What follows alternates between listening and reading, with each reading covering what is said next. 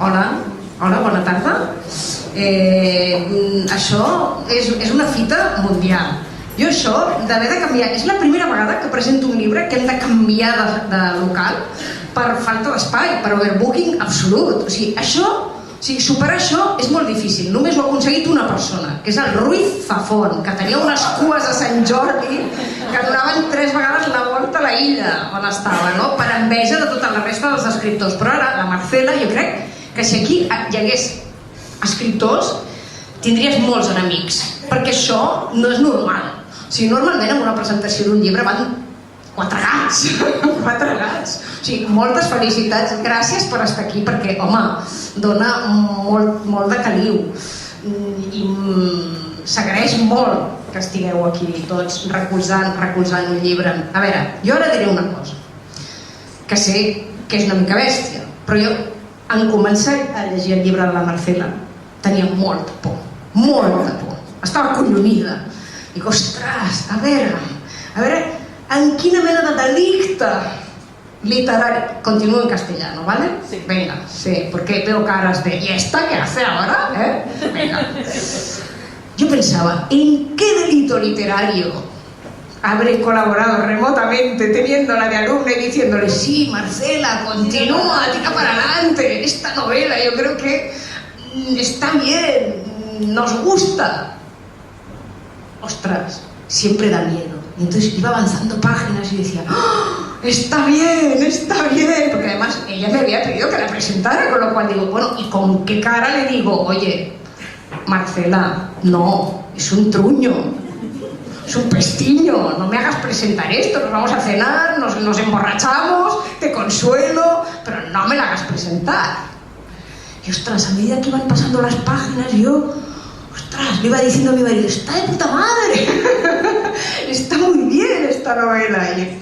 Y realmente me siento muy orgullosa, Marcela, ya se lo dije por teléfono, le dije, tranquila, me ha gustado mucho, comparto en buena medida el entusiasmo de Jordi, del editor. Entonces, a ver, hay una cosa que ya ha dicho Jordi, que es que el prólogo es extraordinario. Presenta muy bien la novela y habla de 2 o 3 virtudes de la novela y entonces, bueno, os hablaré de otras. Os hablaré de las cosas que a mí más me han impresionado de esta novela, que son básicamente 4. Una, bueno, primero, otra cosa. Esperad, antes de esto. El grupo de la escuela de escritura donde Marcela era alumna, que hay aquí una nutrida representación en aquella ala, era un buen grupo, porque a ver, no solo está esta espléndida novela de Marcela, hay una niña, este bebé que veis ahí, los que estáis en este ala, esta niña se llama Arlette y es otra producción del grupo, es decir, era un buen grupo, como ha dicho antes Alberto García de Mestres aquí presente. Dice, hombre, pues era un gran grupo, o sea, ya no fue en vano, chicos, hemos triunfado y lo que falta aún, y lo que vendrá. Bien, me concentraré en las virtudes, las 4 cosas que a mí me han impresionado. La primera, la que más, la fundamental, es la sabiduría que destilan estas páginas. Hay una observación de los seres humanos, de las relaciones humanas, de las personas, y está llena de pequeños toques de perspicacia psicológica. Nos habla, a ver, y eso es muy importante, para mí es lo más importante. ¿Por qué leemos libros? ¿Por qué leemos literatura? ¿Qué es esto de leer novelitas y cuentos? ¿Por qué no nos dedicamos a cosas serias, a leer ensayos de historia y de sociología y de filosofía? Bueno, pues porque, amigos, la buena literatura nos cuenta quiénes somos los seres humanos. No las cosas que han ocurrido, no los hechos. Nos cuenta lo que precisamente pudo suceder y seguramente no sucedió. Habla de nuestras dudas, de nuestras vacilaciones, de nuestros arrepentimientos, de nuestros pequeños y constantes autoengaños. A mí me gusta mucho tienes una visión de los seres humanos, supongo que además muy cercana a la mía, ¿no? Y nos muestras en todas nuestras pequeñas deshonestidades. A mí eso me gusta, es una novela, no es buenista, siempre me ha gustado eso en tu novela. Yo una de las cosas que más combato en la escuela es el buenismo. Los alumnos de pronto vienen con novelas donde todos los personajes son buenos. Es un coñazo eso. ¿Por qué? Porque los seres humanos no somos así. Y la buena literatura aspira a reflejar la existencia, no la realidad. La existencia. La realidad es más cosas. La realidad es lo que ocurre. Y la existencia es también todo lo que pasa por nuestra mente. Y no decimos, ni hacemos. Nuestros sueños, nuestros deseos más recónditos y oscuros, nuestra parte más torcida, mezquina y abominable, en la que negamos en público. Esto me aparece en la novela de Marcela. Y entonces esto, sí, tengo que saludar esto, los autoengaños, nuestras pequeñas mezquindades, nuestras pequeñas cobardías, todo eso me aparece ahí y he pensado, ostras, pues la verdad, estoy orgullosa de ti, Marcela, estoy muy orgullosa de ti. Esa es una razón importante para leer, creo, porque nos está reflejando, nos está haciendo de espejo, que es lo que tiene que hacer un buen libro. Luego, otra cosa que me ha impresionado es que, aparte del peligro del buenismo, hay otro peligro cuando se empieza a escribir novela, que es construir a unos personajes y mirarlos por encima del hombro, juzgarlos, decir, este es malo, este es bueno. No lo haces. Es maravilloso. Incluso hay un momento en la novela donde un personaje dice a otro, creo que es Jaime, el padre de estas, o sea, el marido de la mujer en coma, le dice a una de sus hijas, a tu madre la he comprendido. Mira bien que no te digo la he perdonado, la he comprendido.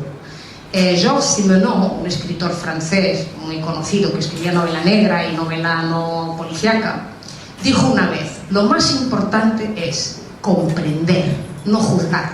Y esa es la tarea de un escritor. Un escritor lo que tiene es poner de manifiesto los motivos que tenemos los seres humanos para actuar de la forma absurda y extraña en que lo hacemos. Pero no hay que juzgar a nadie, hay que entender qué es lo difícil. Y nuevamente, en esta novela, veo esa virtud, no juzgas a tus personajes, no los miras por encima del hombro, no estás por arriba, en plan Dios, sino que intentas comprender. Bueno, vamos a ver, le va a crecer el ego tanto, que no va a... Mira que la puerta es grande, pero no va a poder salir, ¿eh? Dios mío. Por último, yo quería leer trocitos, pero como me tendría que estar poniendo las gafas y con el micro va a ser difícil.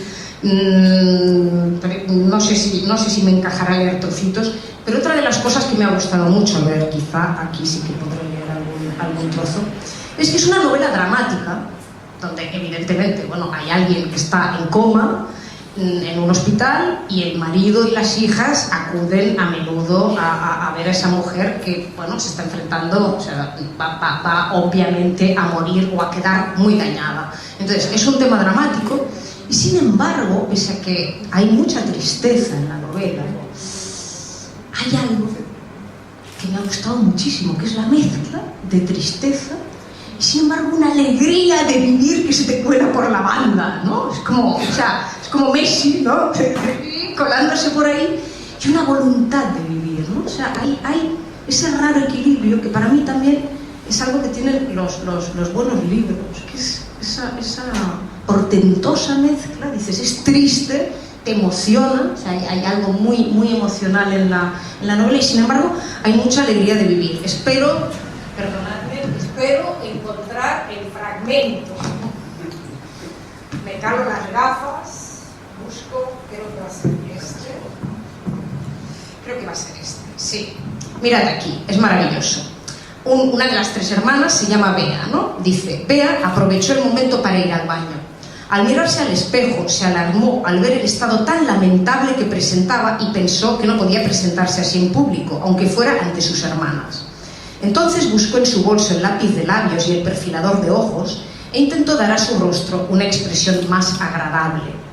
Después peinó sus díscolos cabellos, que necesitaban un buen corte, y seleccionó en el estante del baño uno de los perfumes que tenía su hermana, Un Jardin sur le Nil. Mientras se lo ponía tras los lóbulos de las orejas, pensaba que ojalá pudiera trasladarse allá, al Nilo. Como había leído en las novelas, se sentaría en la cubierta de una de las barcazas que se deslizan por el río y contemplaría, sin pensar en nada, cómo la vida transcurre sin prisas a lo largo de las riberas. Enseguida se dejó de ensoñaciones y volvió a la realidad. Pero ven, ¿no? estos fragmentos portentosos, como pequeños remansos de alegría de vivir en estado puro, ¿no? Todos firmamos, ¿no? Para tener un momento así. Ahora mismo a todos nos encantaría estar en la cubierta de ese barco en el Nilo, ¿no? Y nos lo hace, ¿verdad que estamos ahí? Estamos ahí, nos lo hace llegar. Y esto para mí ha sido muy importante. Y bueno, ahora te confieso, una de las cosas que más miedo me daba, yo superé, enseguida fui leyendo la novela y dije, está bien, venga. Pero la madre, y además se lo había dicho en el curso, creo que lo recordáis, dice, quiero poner un día, fue horrible, porque viene Marcela y anuncia, no, y quiero poner, claro, la madre está en coma, pero quiero poner monólogos de la madre.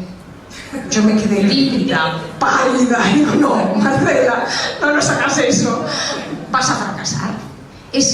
Yo le decía, es muy difícil poner esos fragmentos de monólogos de la madre, porque va a ser súper melodramático, lacrimógeno, va a ser barato. E insisto, ella, o sea, siguió en sus 13, inconmovible, o sea, no me hizo ni caso. Bravo. Pero, ostras, los que lo habéis leído, veréis que ha sorteado el peligro de caer en el melodrama barato, en la cursilería almibarada y en lo lacrimógeno. Es curioso porque es muy difícil. O sea, en primera persona, alguien que está en coma y que dices, ostras, ¿cómo lo has hecho? Pues no lo sé. Yo no lo sé. Una de mis preguntas, Marcela me dijo que no quería hablar, ¿eh? Cuando la llamé por teléfono me dijo, no, digo, hombre, haremos una charla. No, a mí no me hagas hablar, ¿eh? Habláis tú y el editor, ¿eh? Pero a mí no me hagas hablar. Y una de las preguntas que le habría hecho y que me reservo para luego, por si hay tiempo y ganas, sería esa. Veo que tienes que haber trabajado muchísimo esos fragmentos, tirado mucho a lo largo de esos 2 o 3 años que has estado escribiendo la novela, porque no es nada fácil, no es nada evidente hacer eso, ¿no? Bueno, luego contesto. Ya, solo voy a decir una cosa más que me chifla. Hay un amor en la novela por la palabra. Me diréis, hombre, ya, claro, todo novelista es un chiflado de las palabras. No todos, perdón, pues hay que no, ¿eh? Pero aquí, a mí me gustaría destacar 3 palabras que me hicieron, bueno, tener un orgasmo de felicidad lingüística cuando leía la novela. Son 3, ¿eh? Una es canalé. Canalé. Está en la página 49. Os lo voy a leer, ¿eh? Canalé.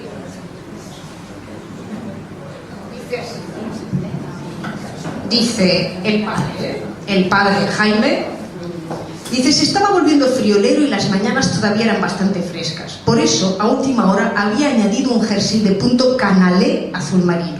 Canalé, se repitió a sí mismo, una palabra que había oído 1.000.000 de veces. Se asombraba de que hubiera podido absorber de forma totalmente pasiva toda esa jerga sobre tejidos, colores y estilos.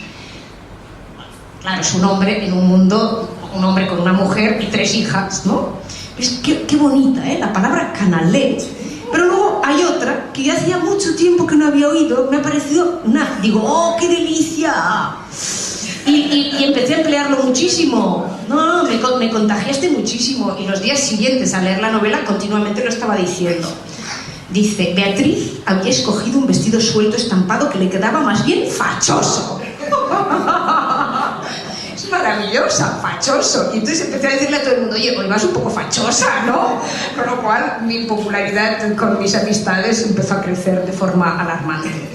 Y luego, aparte de este rescate arqueológico, que conste, he puesto rescate arqueológico, qué bonito, ya casi nadie pronuncia la palabra fachoso, pero ahora saldréis de aquí porque es una palabra gustosísima, ¿no? Porque es como la venganza de los fachas, ¿no? Pues fachoso, eres un fachoso. Y luego, la última, que me ha encantado, es una palabra que ya casi nadie dice, que es muy bonita, que dice muy bien lo que es, ¿no? Ya sonoramente. ¿Qué es? Sí, mira, ya. David, algo azorado. Es muy bueno. bonito, azorado. Ya nadie lo dice, Marcela, te felicito. Pero es muy bonito, es muy bonito. Esto, y además, a mí me parece que es muy importante hablar de esto. O sea, claro, podía hablar de los diálogos, pero ya ha hablado Zeneida en el prólogo y ha hablado Jordi. La novela tiene grandes virtudes. Espero haberos convencido. Pero es muy importante para mí acabar hablando de la palabra, ¿no? Porque al final, ¿qué somos los escritores? Bueno, sí, somos unos pirados por las palabras que construimos nuestras ficciones para hablar de los seres humanos y de cómo somos y de lo mal que nos relacionamos entre nosotros. Creo que esto queda muy claro en la novela. Pero lo construimos todo con palabras. Y cada palabra es importantísima. Y es azorado y no cualquier otra, ¿no? O sea, esa es la pelea. La pelea del escritor es encontrar la palabra exacta.